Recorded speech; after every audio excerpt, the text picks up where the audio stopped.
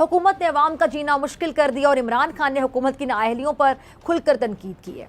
अच्छा नाज़रीन, हुकूमत पेट्रोलियम मसनूआत की जो कीमतें हैं उसमें मजीद इजाफे पर इजाफा करती चली जा रही हैं और अवाम का गुस्सा भी बढ़ता चला जा रहा है। हुकूमत ने ऐसा इजाफा किया कि तमाम कह लें कि अगले पिछले रिकॉर्ड तोड़ कर रख दिए हैं।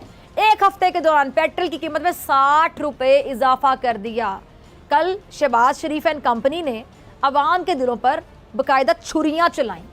छुरियाँ चलाते हुए पेट्रोल 30 रुपये बढ़ा दिया, जिसके बाद अब पेट्रोल की जो फी लीटर कीमत है 209.86 रुपये तक जा पहुंची है, तकरीबन 210। अब इसकी वजह से मौजूदा महंगाई में पहले से भी ज़्यादा इजाफा हो जाएगा, यकीनी सी बात है। बिजली की कीमतें भी मज़ीद बढ़ेंगी, यानी अभी आवाम को ना मज़ीद बिजली के झटके लगाए जाएंगे। अब इस बात का भी इम्कान है कि आने वाले दिनों में भी पेट्रोलियम मसनूआत की कीमतों में इससे भी ज़्यादा मज़ीद इजाफा हो जाएगा, यानी 60 पे भी इन लोगों को सुकून नहीं आ रहा, अब और बढ़ेंगी कीमतें।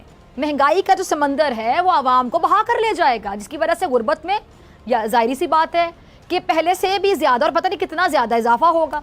आपको याद होगा जब पीडीएम इत्तेहाद बना था, सबसे पहले इसको मैं गैर फितरी इत्तेहाद कहती हूँ, पता नहीं कैसे वो इत्तेहाद बन गया था, जो एक दूसरे की शक्लें देखने को शक्लें नहीं देखना चाहते थे, बर्दाश्त नहीं करते थे एक दूसरे को, ये इत्तेहाद बना और महंगाई के नाम पे सबसे पहले रोला जो मचाया गया, शोर महंगाई महंगाई महंगाई। अब खुद किस तरह दिफा करेंगे, कैसे अवाम के सामने जाएंगे? अवाम तो बड़े सीख पा हैं, बड़े नाला हैं, बड़े नाराज हैं कि आप तो महंगाई को कंट्रोल करने थे, आप महंगाई को बढ़ाते चले जा रहे हैं और अवाम अब इनसे कह रहे हैं कि मजीद ऐसे नहीं चलेगा, अब ऐसे नहीं चलेगा। वर्ल्ड ब्लॉक बनते चले जा रहे हैं, एक तरफ अमेरिका है, एक तरफ यूरोप है, एक तरफ रूस है, एक तरफ चीन है। क्या पाकिस्तान एक बेहतर खारजा पॉलिसी के नतीजे में कोई ऐसा कदम नहीं उठा सकता जैसा कि हिंदुस्तान उठाता रहा है? और वो ऐसी खारजा पॉलिसी के नतीजे में अमेरिका के साथ भी इत्तेहादी है, रूस के साथ भी अपनी तिजारत करता है और साथ साथ अपनी मैशत को बेहतर करने के हवाले से बड़े अहम फैसले भी कर लेता है, लेकिन हम ये फैसले नहीं कर पाते। रूस से आयल लेने के हवाले से मुख्तलिफ खबरें गर्दिश करती हैं। PTI की हुकूमत कहती है, आज भी शाह महमूद कुरैशी साहब कह रहे थे रूस हमें सस्ता तेल देने को तैयार था,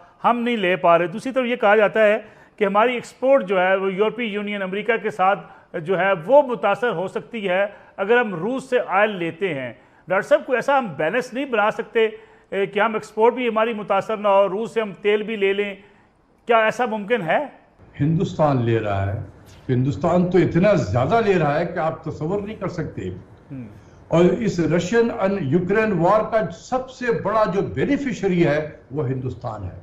ठीक, हिंदुस्तान ने 2021 में सिर्फ 12 मिलियन बैरल तेल इंपोर्ट किया था पूरे साल में, जो उसकी रिक्वायरमेंट का सिर्फ 2% था।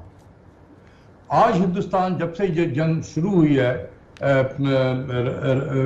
यूक्रेन और रशिया की, अब तक वो तकरीबन 34 मिलियन बैरल ऑयल खरीद चुका है, 34 मिलियन बैरल। ठीक, और ये मार्च के महीने में 3 मिलियन बैरल इंपोर्ट किया था उसने। अप्रैल के महीने में उसने 7.2 मिलियन बैरल इंपोर्ट किया। ठीक, मई के महीने में 24 मिलियन बैरल इंपोर्ट किया। जून के महीने में 28 मिलियन बैरल इंपोर्ट होगा। आप देखें कि किस तरीके से तेजी से वो रशिया से तेल ले रहा है। किसने क्या कहा उसको? किसी ने कुछ कहा?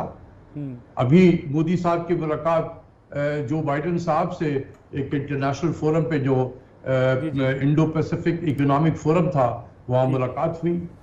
क्या कर लिया उन्होंने? क्या कहा उसको? इंडिया को तो कुछ भी नहीं कहा, वो खरीद रहा है। वजह उसकी ये है कि ये महंगाई का पहला थप्पड़ है जो हम बिलबिला रहे हैं। हालात और ख़राब होते दिखाई दे रहे हैं क्योंकि इकॉनमी ग्रो होने का इस वक्त कोई यानी चांस नहीं है।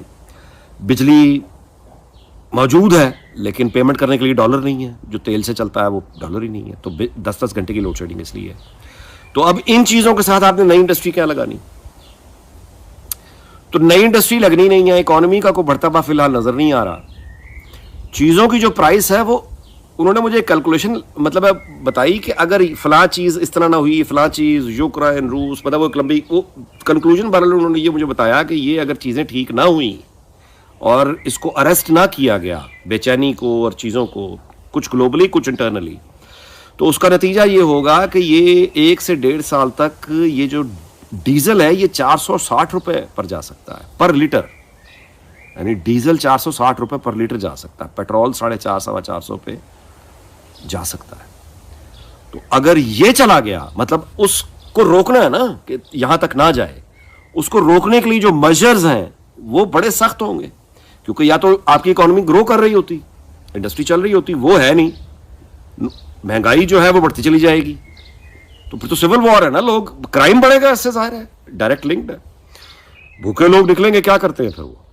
और आप जानते हैं कि मूडीज़ की रेटिंग से ये पता चलता है कि आपकी इकोनॉमी स्टेबल है, नेगेटिव में जा रही है या पॉजिटिव में। तो इसमें मूडीज़ ने पाकिस्तान के आउटलुक को स्टेबल से नेगेटिव में कर दिया है, मुस्तहकम से मनफी कर दिया है, पॉजिटिव से नेगेटिव कर दिया है। पाकिस्तान को 3 रेटिंग दी गई है और पूरी दुनिया के कंट्रीज़ की जो इकोनॉमीज़ हैं उनकी रेटिंग्स करता है और बताता है कि क्या सिचुएशन है। तो पाकिस्तान की जो रेटिंग की गई है वो 3 है और मूडीज़ ने ये कहा है कि पाकिस्तान कि जो स्टेबल कहा जाता है कि अगर पॉजिटिव होगा, लेकिन पाकिस्तान स्टेबल नहीं है इकोनॉमी में, तो उसको पॉजिटिव से नेगेटिव कर दिया गया है कि अगर इकोनॉमिक कोलैप्स हो जाए और अगर हम इसी तरीके से अनस्टेबल डिस्टेबलाइज रहें तो इस मुल्क को टूटने का इम्कान है और 3 टुकड़े हो सकता है।